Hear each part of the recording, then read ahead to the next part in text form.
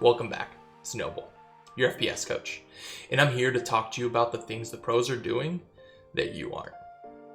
Today, I want to share with you the number one skill that you can develop to become a better gamer. But this skill is so powerful that it's going to help in more than just gaming. It's going to help you in your career, in your relationships, to be a better friend, and just in general, be a better person. Now, you've probably heard about this skill a lot, but what I'm going to do that's different in this video is show you the 3 ways and techniques to develop and master the skill, as well as explain why it's important, which I think people fail to properly do. Roll the intro.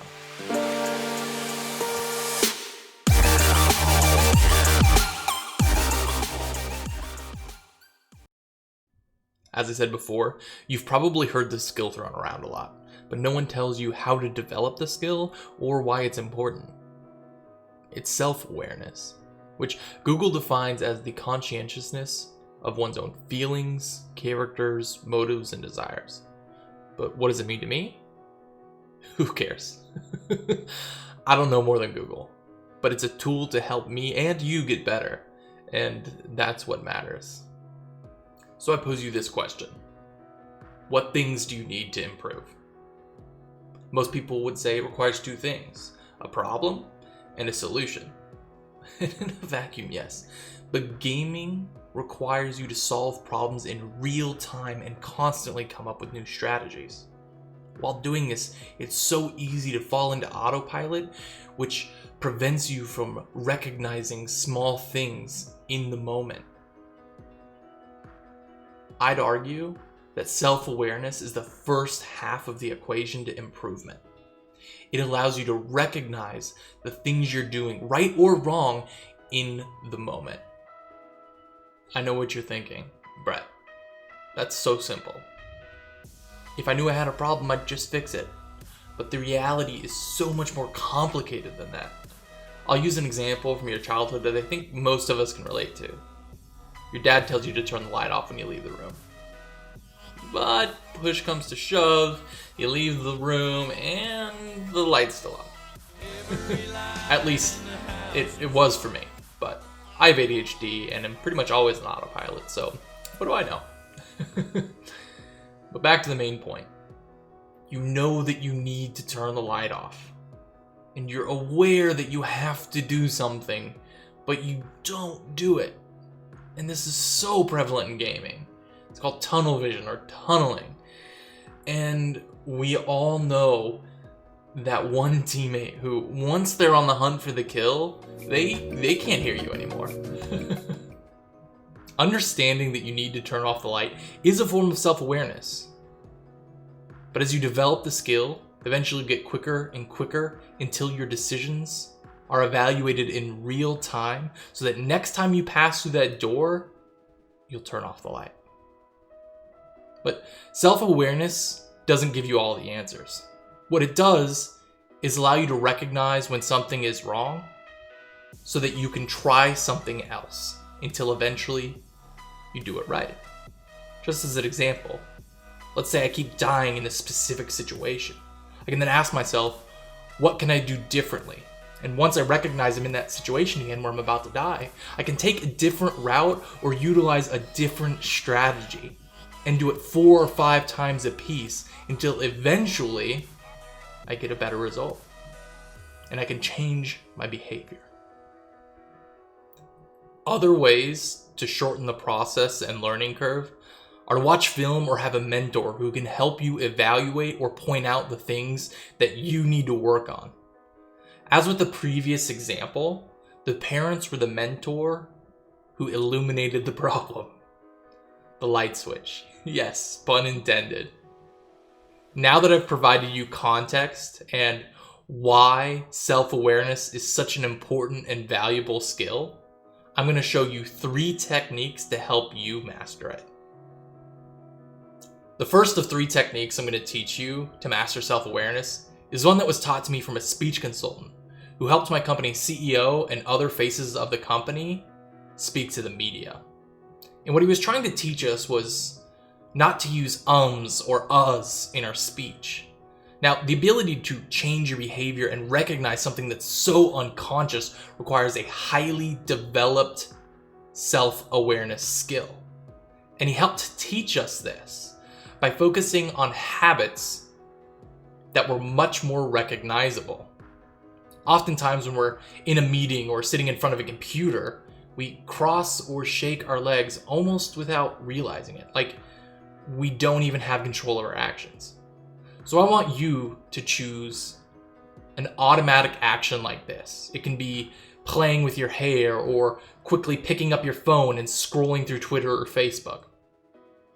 As long as it's not something quick like touching your face, because it will be over with before you have a chance to recognize it. After you've chosen your action, I want you to think about this each time you're sitting down. And with this thought in mind, you'll eventually recognize that your leg is crossed or shaking or you're playing with your hair. And each time you realize this, I want you to stop. Uncross your leg, stop playing with your hair, and put down your phone. This is going to take a little bit of time, but eventually you'll start to recognize what you're about to do, and then you have a choice on whether or not you want to do it. And this is the exact line of thinking we want to develop to prevent tunneling in game. If you see an enemy weak round the corner, you want to think, do I want to chase them? Where are my teammates? Am I going to gain an advantage or power position if I win this fight? Or worse, am I giving up a power position or advantage if I chase this guy around the corner? Now, this may seem like a lot, but as you develop this skill, you'll begin to consciously and unconsciously develop this habit. Now, not everyone has these tics where you can practice this method, so on to technique number 2. Meditation. This is often associated with self-awareness, but I want to go over it properly and provide context because you have to do this the right way. Sit down for 10 minutes every day and close your eyes in a relaxed position. And yes, the length of time is important. Breathe in through your nose and out through your mouth. Your mind's gonna wander, and that's okay.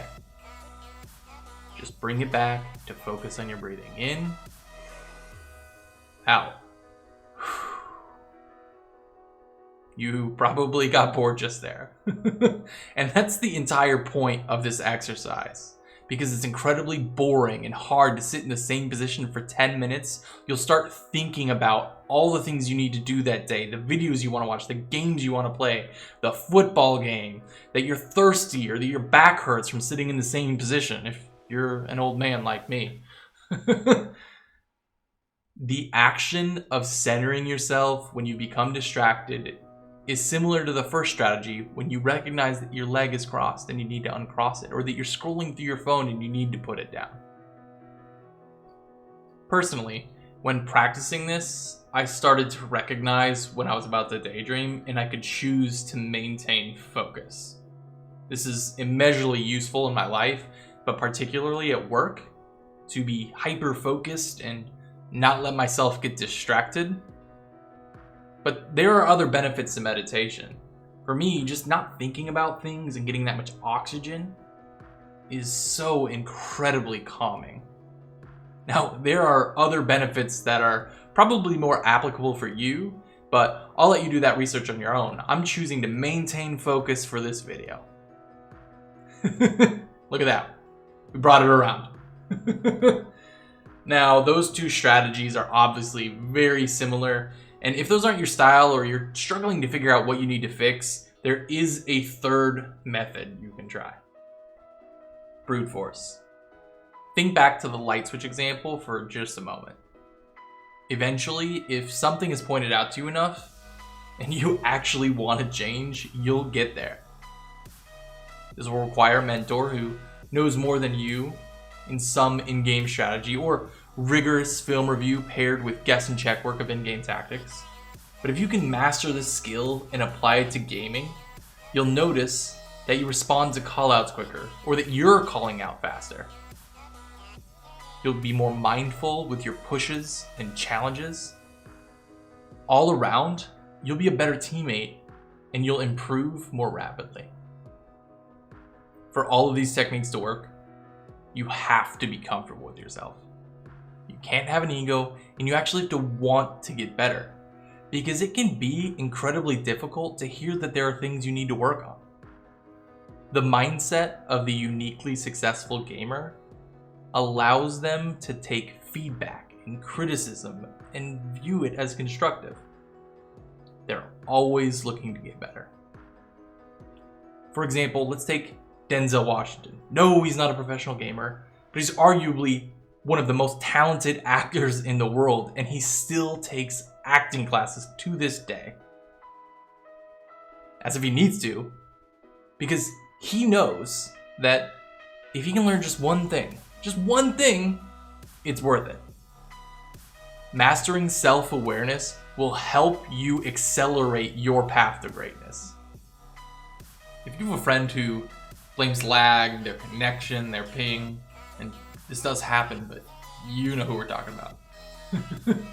Or they have a tendency to blame their teammates for their deaths, send them the video. Developing self-awareness will help them harness that anger to motivate and fuel them to get better. If you have any questions, please comment. My social media will be in the description with links. Remember, please like this video and subscribe.